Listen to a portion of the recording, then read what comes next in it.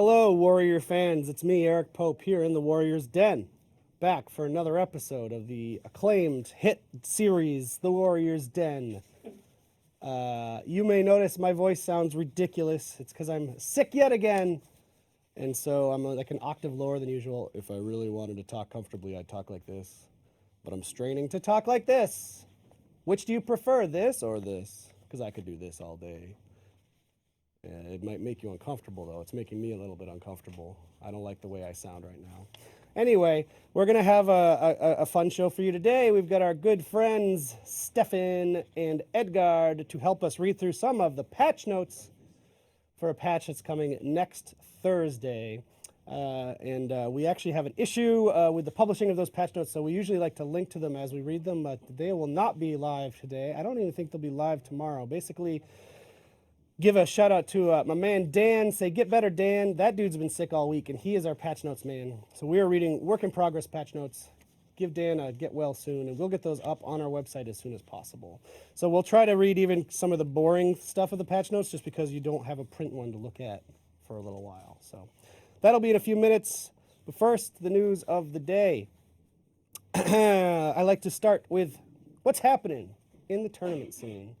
We should start making a transition for that, like, what's up in tournaments? So, we got some good stuff happening this week. I don't know if Max... I don't think I have an image for this one. For Honor Esports, they are still doing it.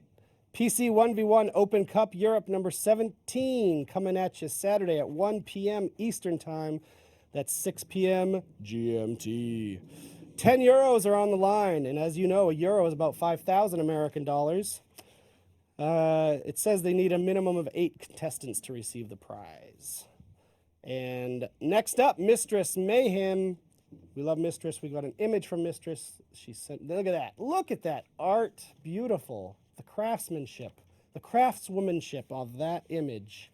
$100 base prize, community funded. You can contribute and up that prize pool if you so desire. That is Saturday, December 8th at 1 p.m. Eastern Time. Mistress, we're now in standard. We're not in daylight savings. It's EST, not EDT. It's 2v2 PC tournament. Get into it.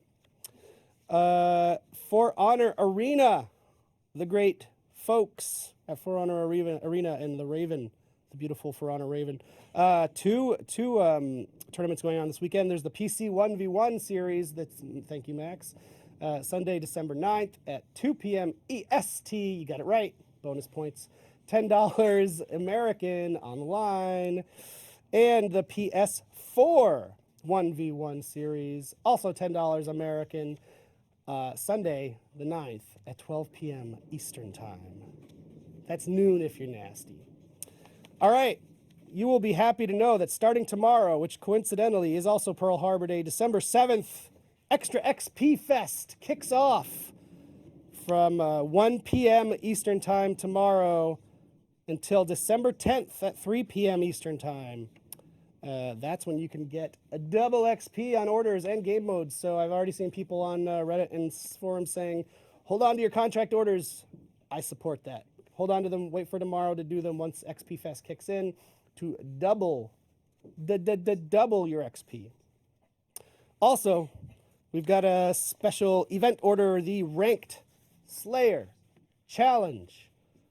I love Slayer. I hope you love Slayer too. This does not have anything to do with them, but listen to Slayer while performing this challenge for extra XP. That's not true. Starting also December 7th at 1 p.m. and ending December 10th at 3 p.m. This is based on faction. First place faction gets 4 XP boosts. Second place faction gets 3 XP boosts. Third place gets 2 XP boosts. And then the XP boost plus the XP fest and the stacking and the whatnot and the who's it. You're going to get a lot of XP. XP. My voice broke. Puberty's a hell of a thing to go through on a live stream. Are you still with me? Yes, you are. Good. Okay, sale of the week. Actually, this is a really cool, and we haven't done this before. It's champion status is up to 50% off. We say up to because there are different thresholds of champion status, so depending on the one that you want to get, up to 50% off until December 13th at 8 a.m. EST. And last but not least is this week's content of the week, which we have a video for, and then we'll be back with Steph and Ed to talk through some patch notes. Let's check out some battle outfits.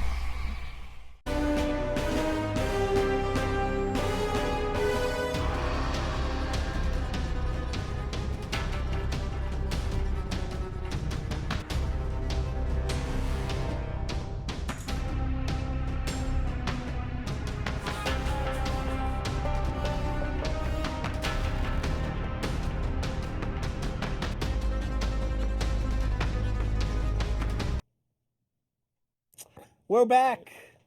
Hello, Steph. Hello. Hello, Edgard. Hello. How are you? I'm going to call you Ed because it's shorter. Sure, that's fine. If you have not watched before, if you're not familiar with these gentlemen, Steph is the lead on the fight team. He is the guy who gets all of your complaints, and it makes him a very happy person. And my complaints, too. Inside, and he gets Ed's complaints, too. Ed is Maps Man, level designer on the Maps team. Frequent guest. Both frequent guests of the show. Welcome back. So we have some patch notes. Again, this patch is dropping next Thursday, a week from today. So we generally try to share them a week in advance when we can, so that's what we're doing. We can dive into it. Sure. Let's do it. Let's do that. Ed, kick us off. Okay, so I have here written in bold letters. Where's the camera? I don't understand this either. He changes it every time you want to. Every time you want to address the camera is when he changes it, and it's like, come on. Beachhead. Fixed. Okay? No more bullshit on the boat. You're talking, so be more specific, please. Okay, so there was there was a thing where I mean it would be close to the attacker spawn, so attackers would be the ones to do it. Yeah. Part of a elimination or dominion match. If you went into sudden death, the entire team would just go up on a boat. Yeah. Outside of the zone, like you couldn't get to Yeah, them. they were on a boat. They were on a boat, Yeah. like the song. And yeah, they would just stop defenders from trying to reach them. Yeah. Yeah, and if you were just running around, you could accidentally even get caught back there and maybe not even find your way out. We saw that video this morning, yesterday. I don't know if it's today or yesterday, and yeah. Yeah. So yeah, that was fixed in this patch. Yes, that was kind of embarrassing, but on Thursday, a week from now, so don't abuse it for the next week. yeah, be good. They will. All right. So yeah. Hit it, Steph. Let's kind of go down the list. This is a small but solid patch for us, I think. Let's kind of hit the highlights. Level 3 bots reduce the rate of success moves of defensive moves like block or parry. We've heard you guys on, hey, it's tough to beat them in arcade. This should be a little bit easier. Yeah, thank God. Yeah, they're tough and not particularly fun to play against because they were just perfect, right? Like Yeah, now you should be able to hit them a little they're bit more. less perfect now on those blocks and parries. Exactly. So get your weekly, get your cosmetic event, or what is it called? The weekly The little mood quest. effect. Yeah. Oh yeah, the effect exactly. Yeah. Grind them out. Grind them out.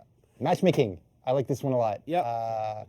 When you are the last player or the last group in any non-dual PvP session, the match continues with bots replacing players who've left and leave penalties are deactivated. When you are the last player in a dual PvP or any ranked session, you win the game automatically. No more having to go 2 more rounds against a bot that you're going to win, and if you don't win, it's Unless actually very it's a level 3 sad. bot. Good. Those level 3 shamans, oh man. So that should shorten some of those frustrations. So Yes. that's really cool. And also on the matchmaking front, the matchmaking system now sorts matchmaking tickets, we call them, by age. So if 2 players have the exact same matchmaking parameters, like the skill, whatever, the one who's been waiting the longest in matchmaking will be matched first. That's cool. So hopefully it should cool. reduce queuing times. Yes. Which would be cool. Cool, cool, cool. Awesome. Fight improvements. Again, this is a short one, but a good one, I think, for us. Big one being Shaman. Predator's Mercy will be immediately interrupted by an ally or opponent hitting the Shaman or her target. You go into what is a regular reaction cancel, we call it. So much reduced clip where she breaks apart, the opponent breaks apart. The effect that this will have is that the opponent who hits you won't have enough time to get second heavy and or whatever. 2 opponents that are wailing on you will still be able to hit you, Sure. but at least it won't You have be to like time it perfectly. it won't be a guaranteed death But yeah, sentence sure. basically as it kind of is now. So it should be reduced. Cool. That's a big one. Shaman's your baby. It's You created her. she's all of ours, isn't she? We're all to blame. Cool. The other major change here we have is the special reaction animation that plays when such attacks are canceled. No longer will grant 75% damage reduction on the following attack from the same target. This would mean in cases like Highlander Caber Toss, for example, he tries to grab you, he bounces off because of revenge activation or your Shigoki with the armor or someone standing up or something like that and it fails.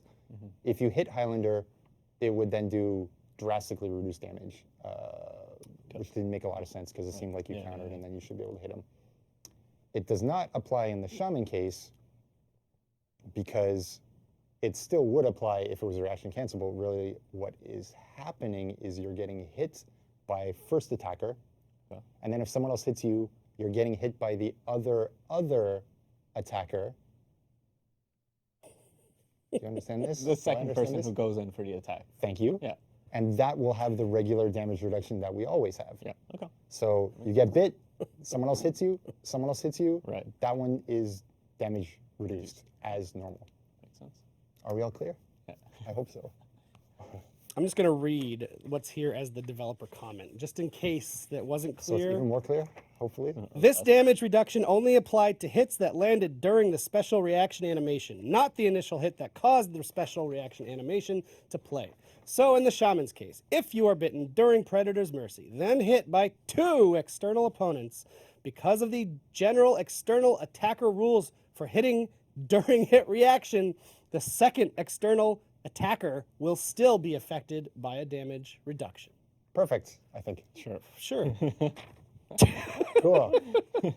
And then the next major improvement thing is to both Tiandi and the Jiangjun.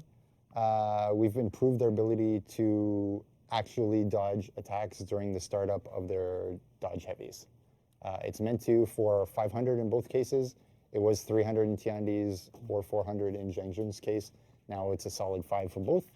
So the things that you expect to avoid with your dodge attack, you should be avoiding successfully now. Okay. Cool. And that's it for major improvements. All right. I'm going to swing back to maps for a bit. So this is specific to Breach. So, okay, there was something that we had done in the Breach modes where the attackers, sorry, not the attackers, the archers. The archers' targeting zones over the main lane where the ram passes through, the zones of their targeting area were made at specific dimensions to cover a certain amount of the battlefield. So we had initially had different dimensions for those targeting zones depending on the map, depending on the curve of the map, stuff like that. And we left it as such, but we wanted to keep an eye on it just to see, is that target area big enough, too big, too small, that kind of thing. So after keeping an eye on it for some time now, we decided that we should make them all more consistent and hence made them bigger. So what that means is, let's say you capture the first capture point. The archers now belong to the attackers. Their targeting area will now pretty much cover all the way until the ram being docked. Cool. So that's an example for phase 1. So, and we did this as well in phase 2. So now in phase 2, capture point number 5 should cover up until the ram being docked. So you get more, and I mean, this applies to defenders as well, right? So if attackers didn't manage to take the capture point yet, their archers will be dealing a bigger area of damage overall. So this is some changes that we made, and we're going to keep an eye on it, see how that changes balancing and stuff. So hopefully it'll work to our benefit. And let me just... The commander. Yes, so these same changes that I just said apply to phase 3, the commander. So not only will the archers cover a bigger area now, we've also turned on their ability to fire at the commander. So that was turned off before. Again, we were kind of waiting to see how things played out. Would it be too penalizing for defenders?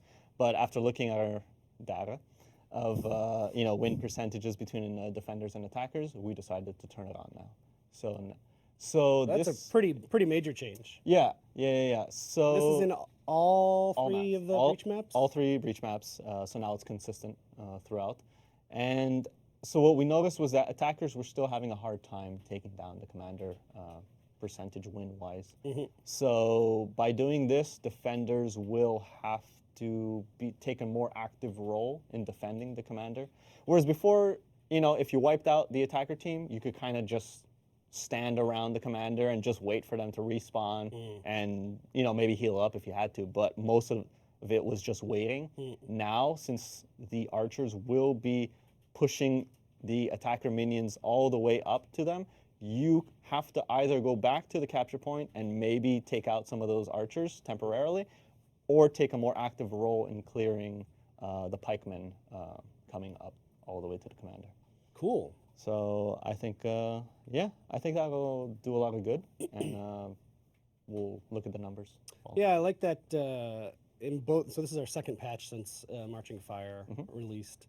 We're seeing good substantial changes to Breach, tweaks, as the team is looking really closely at the balance of those 3 maps. And they're all different, the 3 maps, in terms of balance, right? Like, I think that's really cool. And as Damien said last week, we were seeing, in terms of playtime, we're seeing as much playtime in Breach as we are in Dominion, which is like, Dominion is the For Honor mode. So it's so cool to see that people are adopting Breach as we wanted them to.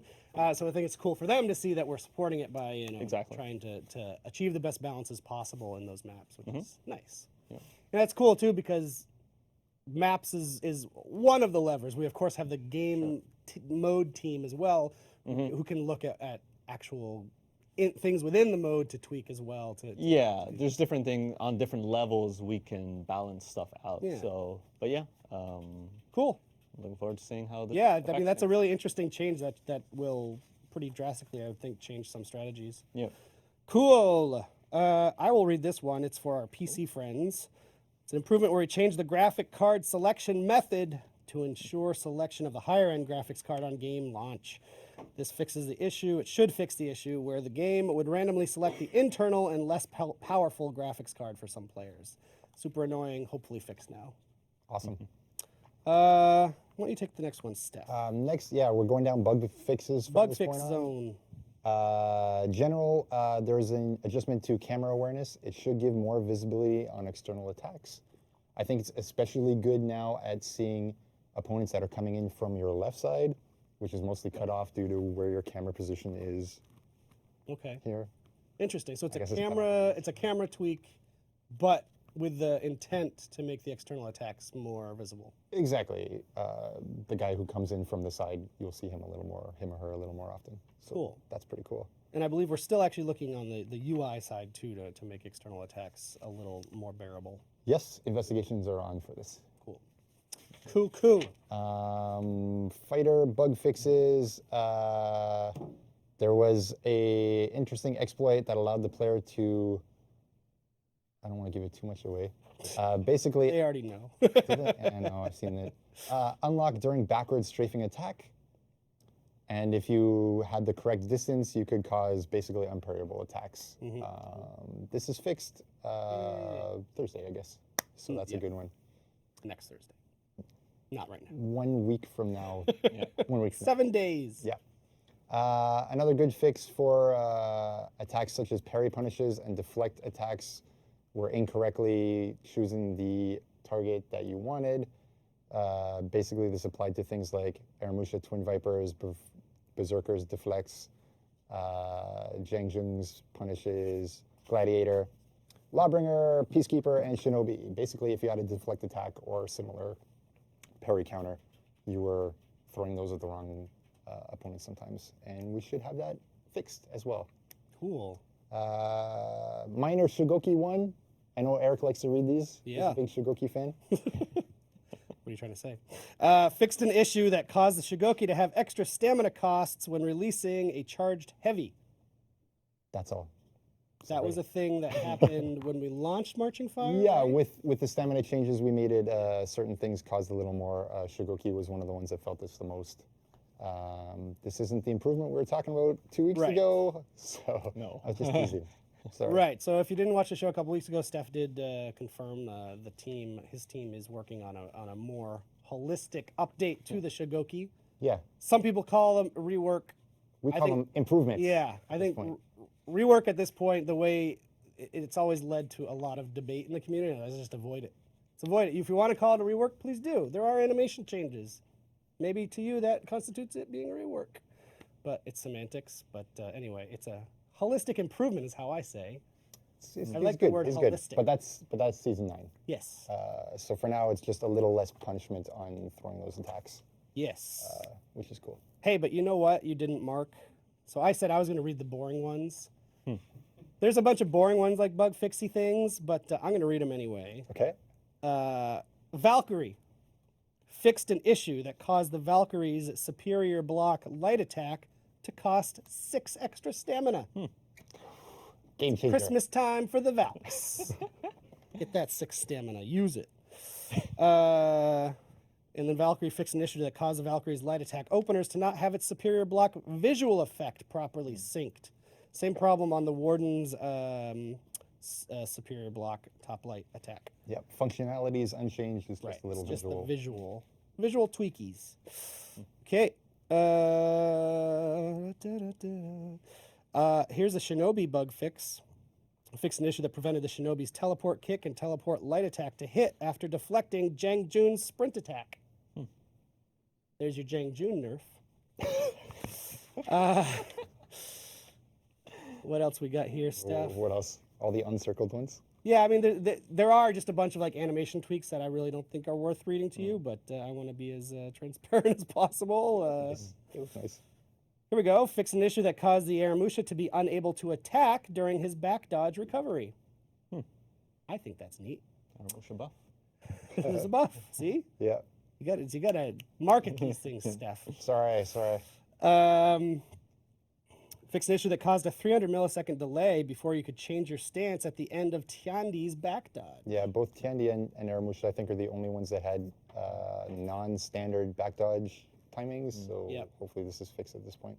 Yep. Fix an issue that allowed Shaolin to skip the charge up time of entering the Chi stance by feinting an unblockable top heavy. Nice. There's a Shaolin nerf you wanted. Yes, I actually saw someone complain about that specific one, so I wanted to read it. Might have been a Lernican. I don't know if it was. I think you wanted the opposite. Oh, sorry, a Lernican. Oops. Okay, why don't you talk about Jang Jun? Sure. We made a couple of changes to how some of the attacks work. Side heavy attacks can be superior block now and cause the regular kind of superior block reaction.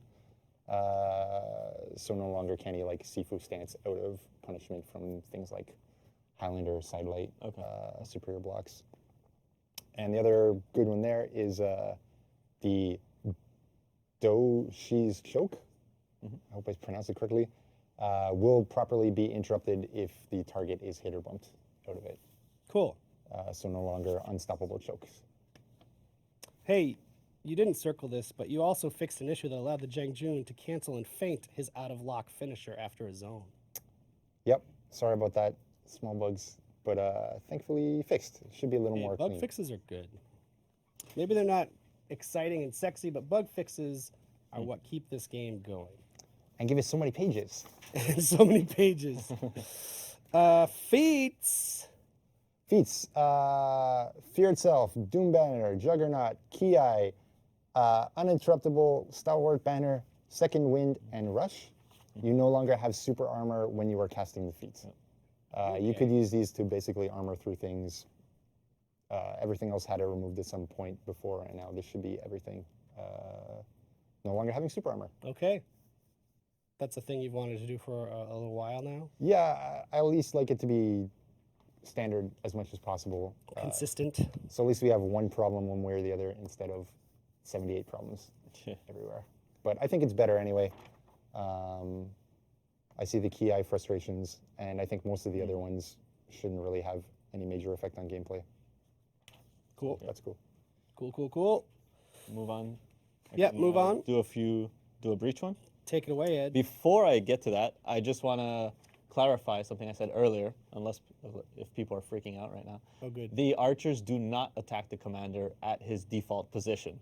Okay. They, once you bring him out of his default position, when he gets Bring him forward. exactly, then the archers can attack him. So at his default position, he's still safe. Okay. Same with the ballista. If you shouldn't be able to target him unless he's drawn out. Right. And you can prevent him from being drawn out by not letting opponents kite him out or knock him out, basically, or minions drag him away. Exactly. So that works. Players and pikemen. Yeah. So Good edit. It's a good edit. Because I could already see the people complaining on what I said earlier. Okay. So the other fix here was probably on the code side that the tracking on the commander's top heavy should no longer track you if you dodge out of the way at the last second, because we saw some pretty bogus stuff where you clearly waited for the right timing, you dodge, and it still tracked you, and that does a lot of damage. So yeah, this should definitely be a huge improvement on that. Beautiful. And obviously, overall, general bug fixes all across all maps, all game modes. Yeah, one in particular that was an issue where the cauldron wouldn't damage the pikemen, the attackers' pikemen, and now it does. Yeah. So that's good, because that could be super frustrating. Yeah. Cool. Was there anything else? From my side, that was it for the I think patch. we're good Kazan there. Castle. There's a Yeah, for Kazan Castle, but this definitely applies to all three maps, as I mentioned. General bug fixes where you may have been falling out of world and stuff like that. It should definitely be in a much you guys better cleaned spot. up a bunch of those. Yeah. Cool. So again, as usual, I saw from last week you made a call for people to send a bit of map feedback. I saw there was very little in there, but from what I did see, I passed those on to QC and everything. But again, if you guys come across more stuff after this patch, so after next Thursday, please let us know. Yep.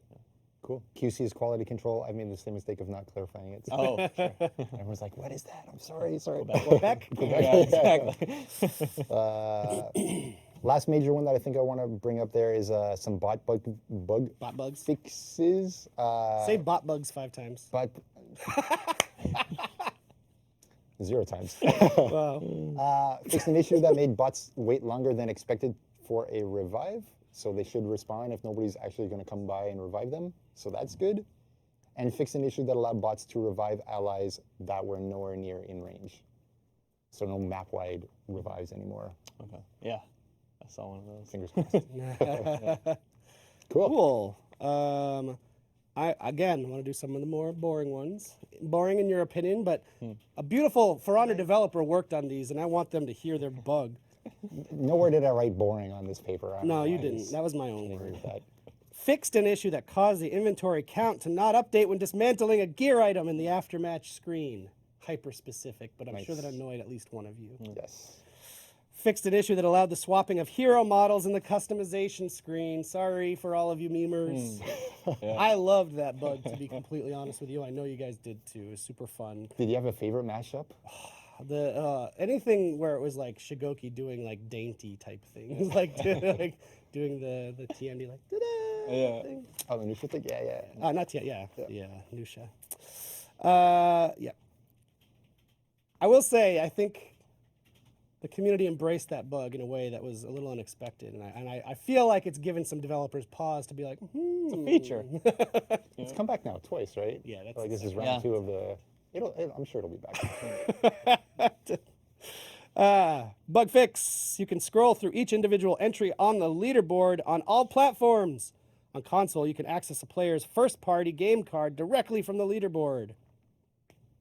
Didn't know that was a bug, but I'm glad that we can do it now. Fixed a case where the end-of-match screens could be entirely skipped, leading you directly in the next game's character selection without you saying you're ready. Fixed a case where you could stay stuck in tactical view for the whole game after disconnecting during face-off. That is an annoying one that we heard a lot about. Those are decent. Fixed an issue that caused paint patterns to not be visible on the Shigoki. Another Shigoki nerf. Fixed an issue that caused Valkyrie helms to be clipping with ornaments. Fixed an issue that caused the Conqueror's flail to shake during certain emotes. Sorry, that one is hyper specific. Fixed an issue that caused a Valkyrie emblem placed to be on her shoulder. It will now be displayed on her shield. That's cool. Okay. Nice. And then, let's see, some PC specific. Fixed an issue that caused the text and quick chat to randomly become invisible when using the minimal user interface settings. Fixed an issue that caused the text chat scope icon of other players to not update in the lobby and face-off screens. Fixed an issue that caused the salvage count to not update when dismantling or upgrading gear. Fixed an issue that caused some players to be stuck in the game menu if the controller disconnects. Fixed an issue that voice chat output was not being muted after minimizing the game when the mute audio when game not in focus option is checked. That one's probably super embarrassing for people. They think they're muted, they minimize, and then they talk shit about the guy they just played with, and they hear them. I'm sure that never happens. I'm sure. I hope that doesn't happen on the floor while we're I was playing. just, I've definitely been on calls where that happens. It's good stuff. Leaks. Shout out to Pascal. Fixed Steam controller giving multiple inputs after reconnecting. If you play this game on Steam controller, please give me a shout out. I want to talk to you because that is fascinating to me. I find the Steam controller personally to be like intimidating, and I would love to see someone kicking ass with the Steam controller. There you go. Those are our patch notes. Again, we'll get them up on our website at forhonorgame.com/patch notes as soon as we can. And please give some love to Mr. Dan, who is out sick. Dan, the patch notes man. He's out sick, so give him some love. I don't know if he's watching. I hope he's not. He's probably sleeping. But that's it for patch notes. Yep. Perfect. Steph, I wanted you to give a little update because you were here a couple weeks ago. People love you. I know he left feeling like, I think everyone's mad at me. People love it when Steph's on the show. You mentioned one of the things your team is working on is the revenge gain in 1v1 situations. Has there been any movement on this? Yes, we've been doing what we call call to arms, basically, with the team on the floor. The build is played by everybody all across. In the meantime, it's being played by Fight Team weekly, daily, all that kind of stuff at different values. To give you some context, basically what we've been trying is, can we remove in 4v4 game modes revenge from 1v1 scenarios or outnumbering scenarios? So if we are fighting you, we can't get revenge because that seems a little bogus. Or if he and I are just one-on-one fighting each other, neither one of us will get revenge in these builds. Right. And the benefit we're hoping is that players who are able or wanting to kill another person, either to control a point or whatever, are able to do that without fear of revenge popping on the opponent. Yep. At the same time, our tests are trying to make sure that when you're 1v2 or worse, you are still able to get revenge at a reasonable rate. Right. And it feels, more or less similar to what is happening on live today, but with slightly different values, basically. Cool.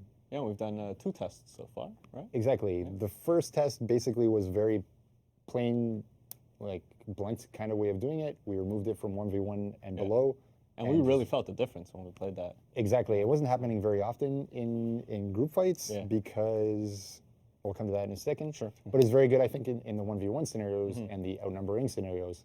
And it was really good if, like, we would fight, there'd be 1 hit left, Eric would run over and, like, hit one of us, we'd block and pop revenge, and Ed would be like, yeah, thanks a lot. Which is Ed. an That really helped. actual thing I do because I suck. Well, I mean, like, there's no real way for you to tell that it's a bad time for you to show up and like, help, right? Yeah. So that bad feeling is removed, which is really cool. At the other side, the big problem that we saw was like, so we fight halfway down our HP bars, and then guess what? When the 2-on-1 happens against you, then you will die before revenge can pop, which is, a little bad feeling. So then we did another one last week. Yeah, last week. Last week, where we increased the values in 1v2 and worse scenarios. And good, everyone felt this was much better. And now we're just trying to do more tests to find that sweet spot of feel good in 1v2, but you're not popping it infinitely in 1v3 or 1v4 or something like this. Cool. You feeling good about this week's? I'm hoping to be in the Goldilocks zone where it feels good. Is that a design I like that. term? The Goldilocks zone? I think it's a It space could be. term, isn't it? Where like Space term. the Earth is the right distance from the sun, and there's like a Jupiter, so maybe that planet will have life on That's it. why Earth can sustain life, but Mars can't because it's not in the Goldilocks It's just zone. right. That's one of the theories, I guess. Yeah. So I love it. I don't know. love it. I don't know how that's related to game development. I love designers. I've heard so many weird design terms like, "Oh yeah, you gotta get them in the lobster pot." What the fuck is a lobster pot? It's like, oh, everyone. That's day one basically. What they teach us. Classic lobster pot scenario in Exactly. that game. And I love design terms. We should do a whole episode where you just speak in design speak. Sure. Cool. I don't want to put you two on the spot because I told Steph I would have talked to him before the show, but then he went to the bathroom and never came back. It was like a minute before It the show. was a good 5 minutes. A lot. There's been a lot of talk, data, because we put out our balance blog. We talked about it on the show at length. A lot of discussion about the data, as there always is. Anytime you put data out there, it's going to lead to a lot of discussion, but also people like, this doesn't seem right. I saw an amazing discussion on the competitive subreddit between 2 economists or data. They're like data professionals, whatever they are. One dude's name is the Economist Gamer or something like that. And it was super cool because they had very differing opinions, but they're both clearly very smart and good at what they're doing. But they were specifically talking about as it applies to the tier list. Anyway, I love that there's been so much discussion in the community since we showed it, and that's sort of the reason why we want to be more transparent with the data. We know that we're not going to put it out there and be like, okay, it's all good, and we don't need to talk about balance anymore. Sure. We know that's not going to happen, and in my opinion, those discussions about the data have been super cool and good for the community to have those discussions. Anyway, all of that said, I didn't know if you had any thoughts on what you've seen. I know some people, like last week we didn't talk about it because you weren't here. And I saw someone be like, they're totally skirting the data questions. I'm not skirting it. I didn't have stuff here. I'm not going to make Damien answer a fight. Anyway. Because people, I think the, what that question I skirted was about the sample size, like choosing platinum and above unranked. Maybe it's not representative enough. What are your thoughts? So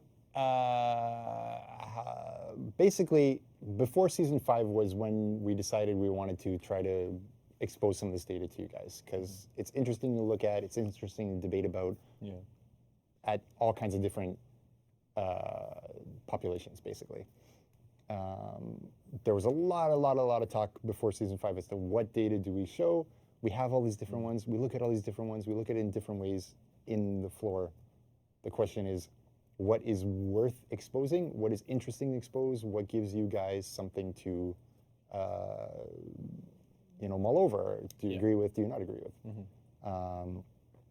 Basically, our first consensus for season 5 and 6 was that we would show the top 2.5% because we felt that was enough players to fill the whole matrix with enough matches to really feel that those matches are representative, are big enough to be representative. Basically, like the example being like, how often is there a Shugoki versus Lawbringer at Grandmaster? I would tell you not enough to fill those boxes, right? Whereas like the Wulin, right now, since they came out in season 8, there's plenty, right? Yeah. But for the Wulin. So then the question is, how far down this sample size do we want to show reasonable confidence in all of these boxes? On the other side, the more extreme version that we did talk about but didn't do was like, why not the whole population like Street Fighter V does or something like that, right? Which is also interesting because at least everyone sees themselves represented in that data set, which is cool. Whereas at the top 2.5 or season 7, we showed the Platinum plus ranked players. And what we're trying to do is show like, this is some top percent of the community. Therefore, is that a better representation of top level-ish play? Yeah. So that's kind of why those different sets were shown. And you can see that in season 5 and 6, we showed top 2.5% of all. And in season 7, Platinum Plus of ranked. We're continuing ever since before season 5, when we first decided to show. The conversation continues on the floor as well as to what data set is the most useful for you guys. Yeah. Because we do hear the complaint that from the top players, Platinum Plus or top 2.5% is too much and doesn't represent top level play. We also hear it from regular players where top 2.5% or Platinum Plus is too exclusionary. Okay, right. So I'm kind of in the boat where I'm feeling like maybe nobody's happy with either data set. That's the being wonder shown. of your job.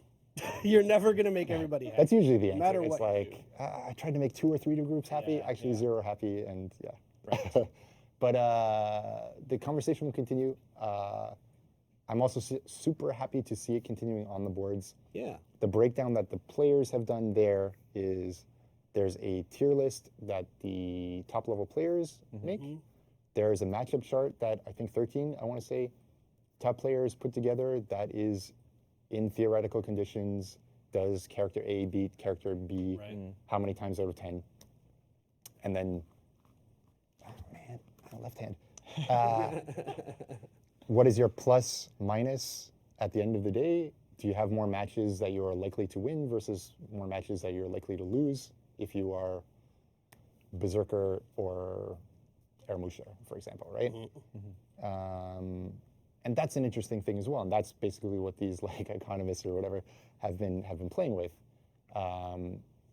It's a different kind of data than the kind of stuff that we've been showing, whereas theirs is a much more like what will happen in optimal play. Ours is what happens recorded matches between exactly. So what we do in the season 9 blog, which shows season 8 data, that conversation is still going on. But I guess to make a super long story, People love it. Don't worry about it. Good. People love it when you good talk. is we still look at what is happening at the top. The debate of what is the top continues, both internally and externally, and when we cross that border.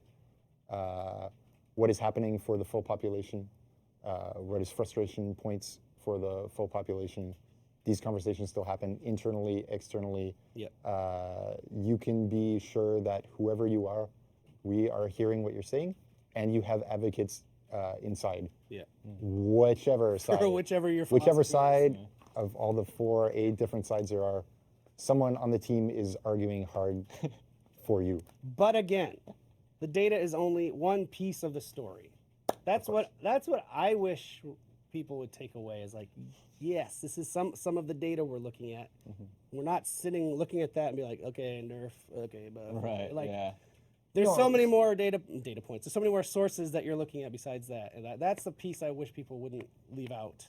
Exactly. I mean, like, for me, I definitely don't look at that matchup, our internal data matchup stuff, and say, hey, at Platinum Plus or top 2.5 or top 4 for Dominion or whatever, full population or whatever. I don't freak out and I say, oh my goodness, this guy's a little too high or this guy's a little too low.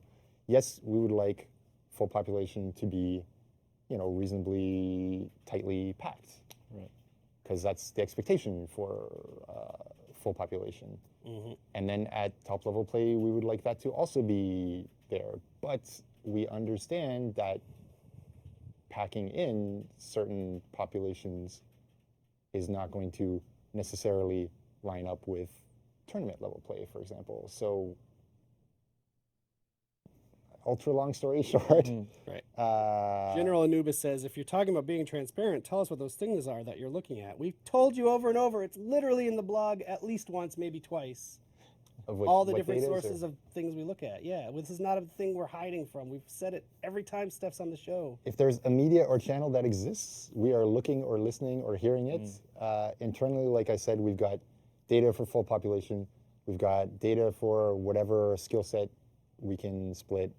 Externally, it's tournament play, who wins, who's picked, what do top levels play, console, PC, what's on Reddit For Honor, what's on competitive For Honor, not so much what's on For Fashion, but we do look anyway because it's cool. What the guys on Discord are telling us. YouTube, Discord. There's no one single channel that is ruling over this, including the data.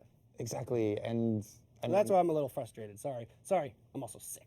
But we do say this every time you're on here. It's not just the data we're looking at. So please spread that word. I'm tired of saying it. Exactly. Twitter even, right? Like if you tweet to Luke or Damien, right? You want to put their tweets up there and like, they will send me like, hey, what's the answer to this, right? And I'll be like, here's an ultra technical answer for you guys, blah, blah, blah. Save Luke and Damien's Twitter feeds, tweet it at For Honor, and James, who's in the chat, will send it around. So they're heard, and they're sent directly to us. So like, it's not like we're hiding in a cave. No. That's not at all the purpose or what we want to do. I mean, we're so plugged in that people Steph, one last thing. Another thing that's annoying me is people in the chat are spamming Warlord as our president. People just want to hear, can you throw Warlords a bone here? Is anything going on? Warlord can be thrown a bone. That's for sure. We don't like the crashing charge, I want to say it's called, out of lock melee attack. It's too good in duels. This is, I think, one of the reasons you see stuff like the data set for Platinum Plus has Warlord near the bottom or at the bottom for Season 7, whereas the top player tier list and the data set that you're talking about, or the matchup chart that you're talking about, have Warlord near the top. It's because tournament players who want to win are abusing this out of lock sprint attack, which makes sense because it's freaking strong. Yeah. But regular players are not. So you see this massive like flip. Discrepancy. Exactly. So what we want to do is to nerf that side of things and make Warlord better in locked combat. And the plan is for Season 9 as well. Great. Yeah, the other day I came up to you and I told you I was playing Warlord again. And whoever this guy plays gets a buff. Yeah. Okay, so tweet it. Yeah, exactly. And no, because usually we have little chats just about every week whenever I catch you. And yeah, I came to you with a few Warlord questions, and I'll just say that I came out of that conversation happy. So it's going to keep playing Warlord, I guess, right? Hey, look, Ed's not happy very often. Ed's a very happy guy. Poor Ed. Okay, awesome. Thank you very much for the extended. We didn't do a Q&A in particular, but I know that those were topics that people wanted to be addressed, so they have been. I think you guys are going to stick around for Community Corner. Maybe if people throw it. Yes. Can I do a few comments on Breach? Please, Ed. All right, cool. You're here for a reason. Please take the floor. Okay, so anyways, I'll just start this off with a little anecdote from the other day. I was playing Breach at home, and there was two guys on my team that were playing at home. Oh yeah, I know. What are the chances? And there was two guys on comms, and for whatever reason, I wasn't able to mute them. Maybe someone should look into As that. far as I understand, that's maybe fixed in this patch. I don't know. But I mean, then I was in that match and I said, you know what? I'll listen to what these guys have to say. Okay, so I don't know how most people play Breach, but I just wanted, after having seen a lot and heard a lot of what was going on during that match, I just wanted to bring out a few pointers. So, number one, don't solo the Guardian.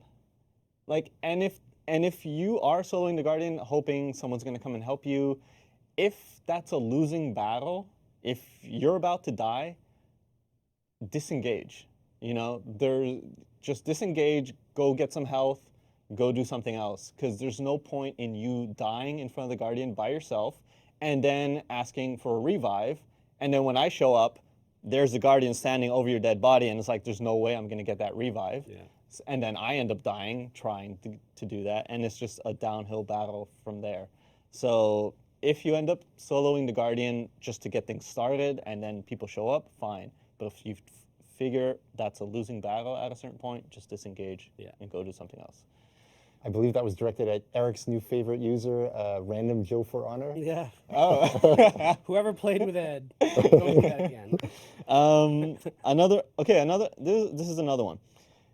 If your RAM is more than half health and you don't have the cauldron point yet, but let's say you've taken the other points, you have the archers on your side, don't bother wasting too many tickets at the cauldron, because your RAM is more than half health. So if you stand by your RAM and just boost it, full speed, you're gonna break that gate even though the defenders are pouring, the cauldron down on you. If you stick to it, you'll make it through.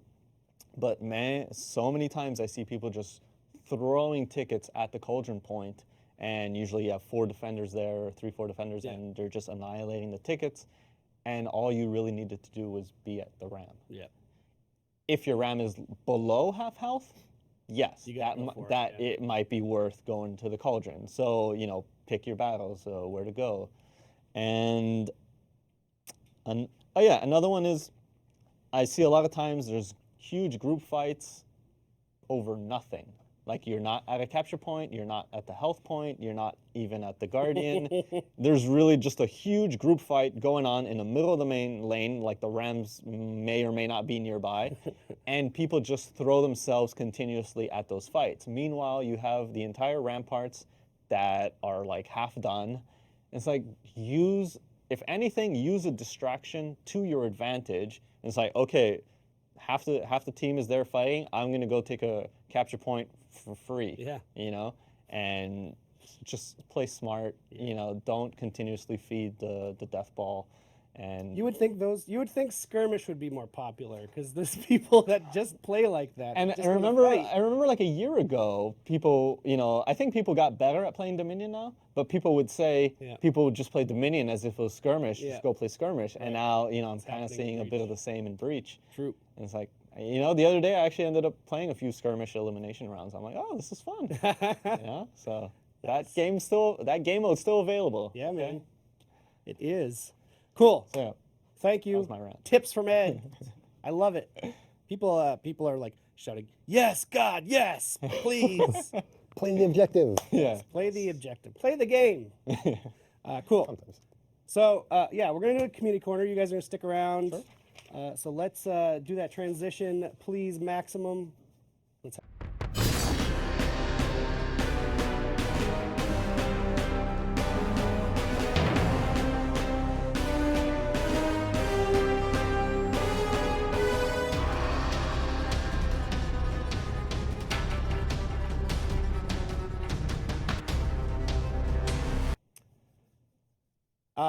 you went, oh, no, this is perfect. Mention a thing you told to me. Oh, yeah, okay. Ed has a thing he's never seen that you guys do with your memes and such, and he wants someone to make it happen. Okay. And it's a perfect segue into the first clip, actually. All right. I have no idea what it is. Yeah. Okay, so let me start off by saying that it's been about 3 years I've been wanting to do this myself, except I don't have the time, and I usually I should be working, so I don't have the time for this, and my editing skills aren't that great. But I would love, I've been wanting to see So I love Monty Python and the Holy Grail. Love Same. that movie. Yeah, I share this love love. that movie. And there's that part where I believe it's Sir Lancelot, where he's like just running down a field, and they play that clip like 5 times, and there's just like these two Here's guys. the drums. and they restart the drums every time. And there's just like 2 guards just like staring into the distance, like what the hell's this guy doing? I would love someone to do this with using For Honor. Like In-game. have Warden. I picture Warden running down this, and like maybe Lawbringer and Centurion as like 2 guards just standing there, just looking at the guy, and then Warden proceeds to annihilate the whole like part. And if anyone doesn't, you know, if you're doing this, I love you.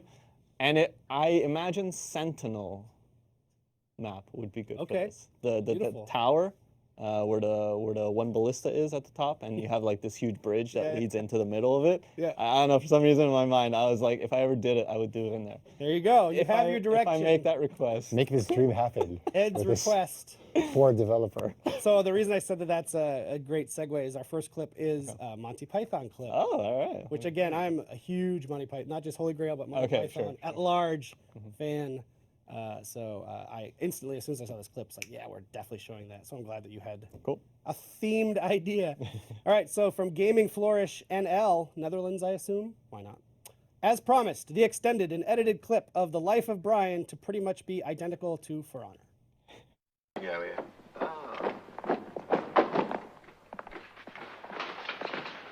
Hail, Caesar! Hail! Only one survivor, sir. Ah! Throw him to the floor! What's it? Throw him to the floor! Oh, Incredibilis! Etiam! Now, what is your name? Raider! Brian, sir. Brian, eh? No, Brian. Incredibilis! The little rascal has spirit? As what, sir? Spirit? Yes, he did, sir. No, spirits, bravado, a touch of daring do. Oh, about 11, sir. So, you dare to aid us? To what, sir? Strike him, Centurion, very roughly. Incontinent! Oh, and, throw him to the floor, sir? What? Throw him to the floor again, sir? Oh, yes, throw him to the floor, please. Incredibilis! Love it. I love it. I don't know how it plays with the kids on Twitch. Monty Python was the memers of their day. Oh yeah. So good. Go check out Life of Brian if you've never seen it. It's so good. Okay, next clip. I don't remember what it is, but I remember this one made me laugh. So it's from Dog Top Depression.mp4.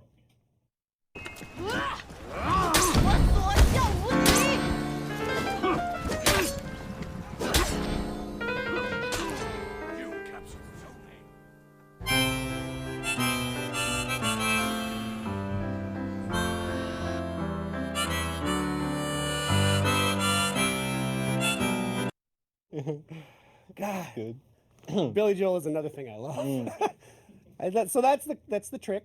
Do something I love, and it'll be straight to the top. Okay, next one. Hey, another thing I love about getting to do Community Corner is I learn. Again, I'm old. Not as old as Luke, but old. And I get to learn about memes. This week, it's the plug walk. Do you know about the plug walk? Nope. See? They don't know about the plug walk. Sorry. Well, now I know about the plug walk. I took some Googling, went on Urban Dictionary. One of the definitions in Urban Dictionary is all the way not correct, but one of them is. So if you're a fan of the plug walk meme, there's a Shigoki edition that we're going to watch right now. Hey, plug walk. I don't even understand how the fuck my plug talk. Pick him up in a space coupe, I don't let my plug walk. New freak had to cut my other little bitch off. Ooh. 50K, you could come and book a nigga for a plug walk. So even without context, it's still pretty good. But All right, yeah. go back to your desks, look have up to- some yeah, I'd plug have to walk check it out. videos. There are some very good plug walks out there. Okay. Next up, okay, this is cool. Popa Films, or Papa, it's P-O-P-A. It's close to my name. It's not me, I promise you. They misspelled Pope. I'm sure. Popa, the Popa. Apparently, these folks are doing a For Honor film, All right. like live action. Okay. According to the post on Reddit, like the story before the campaign starts, it's sort of pre-campaign For Honor lore. Okay. So they posted like a little teaser they've been working on, and I thought I'd show it. Wow. Yeah. All right. Let's check it out.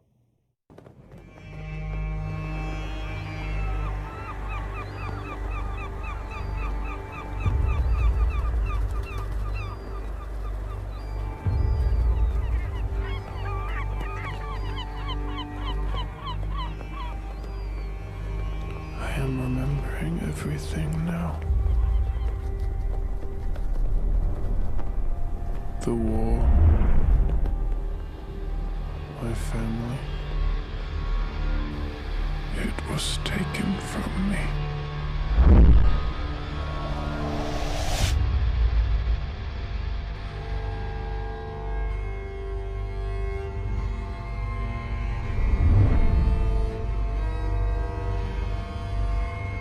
I have chosen my path.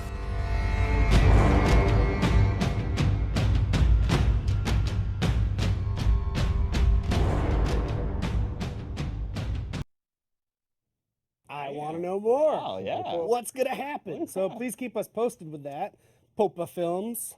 But the Popa. Where are the guys? Where are the guys from? I don't know. Good question. I don't know where they're from. But super cool, right? Yeah. Yeah. Yeah. Cool. Next up, from Space Boot Samurai, just a 200 IQ Tiandi play. Oh, I love this one.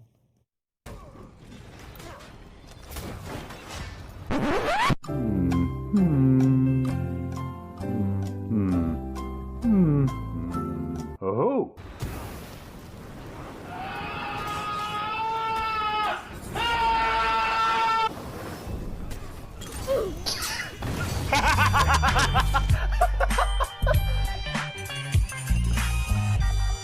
Respect. Yeah. Respect. It's awesome. I saw this yesterday. I thought it was going to be, just cut your health, boost your friends, let them win. Never saw that coming. That was cool. That was good team play right there. All right, next up, this is one of the longer clips of the week. This is from Vita YouTube Samurai Faction. Can we get this to the Warriors Den? Well, I guess you did. I guess you got it to the Warriors Den. Let's check it out.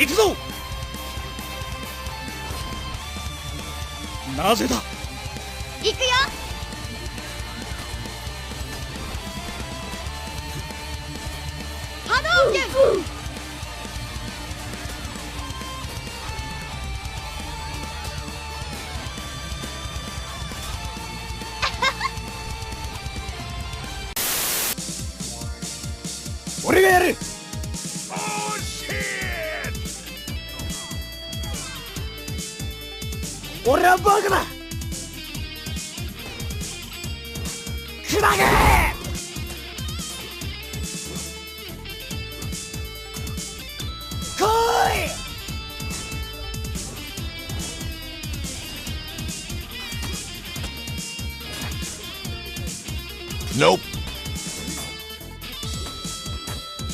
Nope.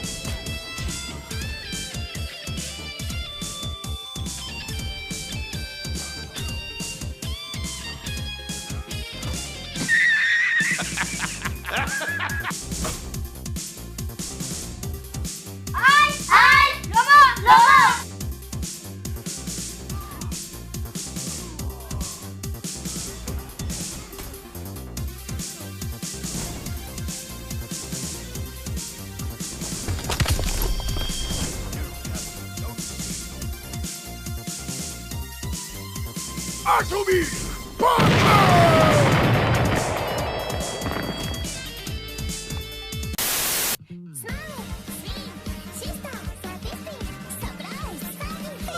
up! World Heroes Battle Pack. Athlete admitted.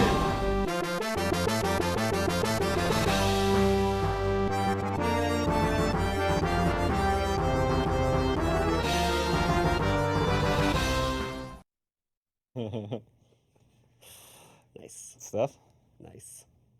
All right. From Dermids. Today I learned Shinobi can back dodge into environmental kills.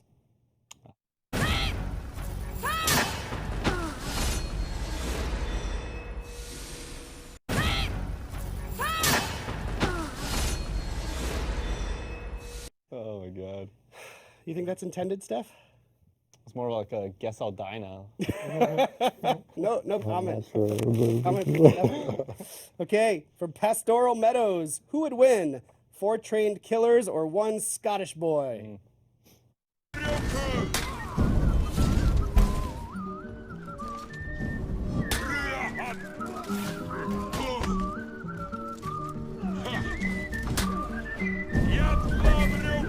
Lost Zone A.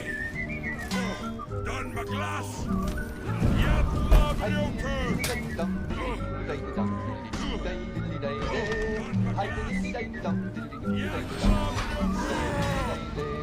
Let prices grow and water flow, free and easy way.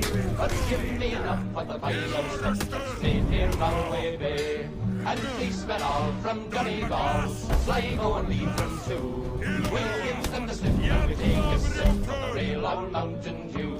Hi diddly diddly dum diddly doo diddly dum diddly doo ri diddly di day. Hi diddly diddly dum diddly doo diddly dum diddly doo ri diddly di day.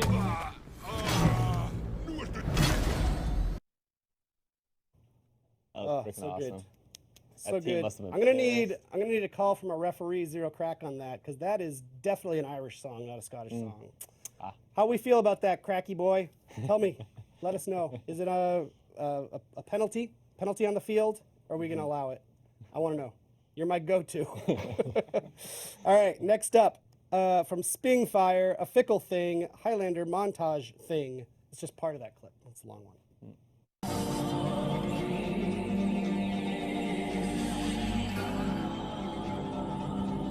The All-Father's favor is a fickle thing.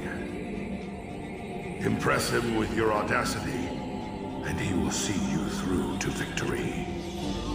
But let audacity grow into overconfidence, and he will deliver you to your enemies.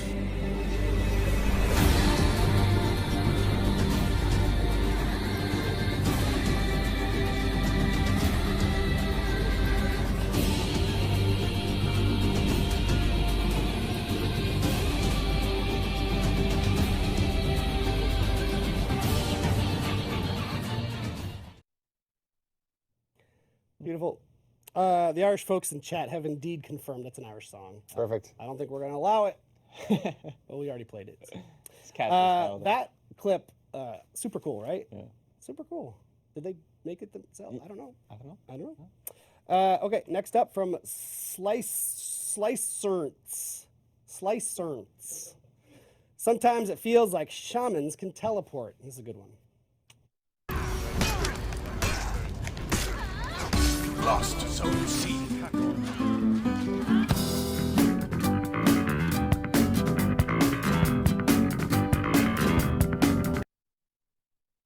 Nightmare fuel. Max, are you able to play that again? It's just so funny when she jumps up.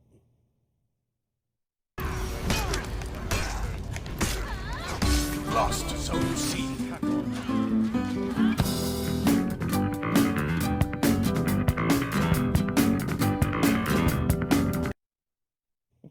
I don't know. Nice. What is he? Okay. Okay. I think you knew this one was coming. From good old Master James. I put out a request last week on the show. Multiple people did it, Yeah. by the way. Yeah. Thank you to all of you. But Master James, I wanted to show this whole clip because it's quite funny. So let's call the Pope's Request to short meme number 9. Guys, 12, one from Chaotic Mofos, both asking, what's up with the year of the Harbinger? Let's reveal everything. They ask you how you are, you just have to say that you're fine when you're not really fine, but you just can't get into it because they would never understand. And we have some surprises. Again, maybe some that will be before next year. Maybe some that might have been a big question mark on the roadmap. Maybe. Anyway, don't worry, be happy. It will be good. Oh boy. I want to see someone take that song, Don't Worry Be Happy by Bobby McFerrin. Every time he says those words, put Damien in it saying it. Oh my god, please someone make that. Long Dong of the Law will make that for me. He owes me a favor. Okay. Or Master James, yeah, Master James. Okay. Oh boy, here I go Editing again.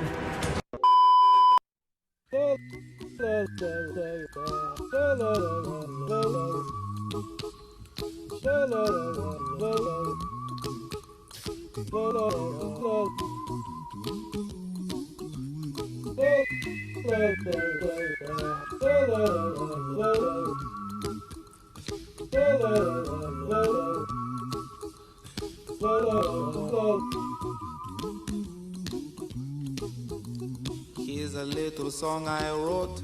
You might want to sing it note for note. Don't worry. Be happy. In every life we have some trouble. But when you worry, you make it double. Don't worry. Be happy. Don't worry. Be happy now.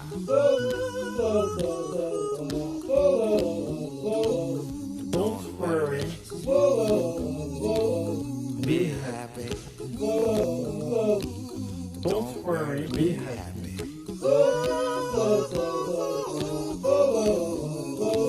Don't worry. Be happy. Don't worry. Be happy. Ain't got no place to lay your head. Somebody came and took your bed. Don't worry. Be happy. I am the great mighty Pooh, and I'm going to throw my shit at you. What are you singing? Clunkers, Beth Fur Wow. Wow. I guess I got to go back and watch last week's. I mean, you don't need to watch last week. You just need that. Oh my God. Thank you, Master James. I've never had so much joy in my body. Okay, and I also gave this guy a shout out too, Long Dong of the Law, For Honor Meme Compilation 25.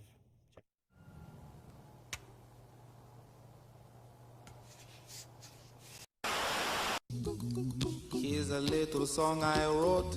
You might want to sing it note for note. Don't worry. Be happy.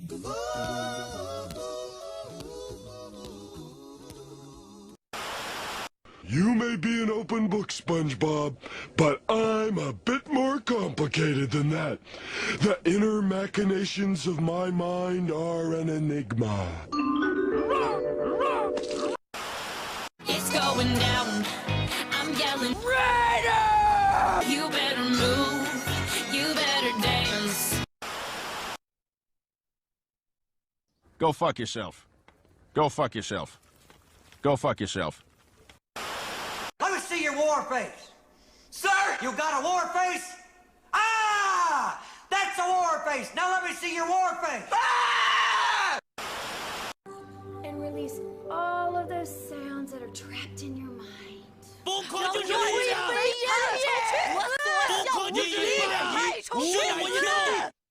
Sir, are you okay? I love the dumber the better.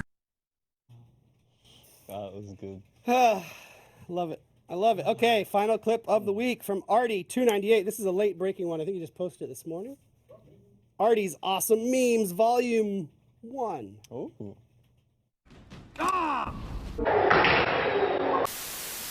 Who's gonna win this battle?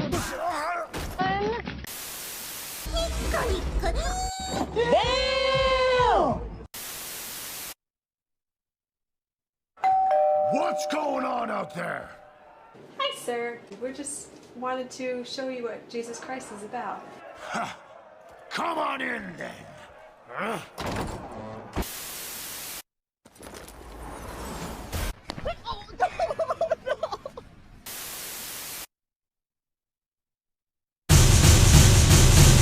Your anger and your hate, I think, is coming off as erratic to people. Passion, my passion. It's all Okay, passion. your passion Yes. is coming off as erratic Right, to people. well, you borrow my mind for 5 seconds and just be like, dude, can't handle it. Unplug this bastard.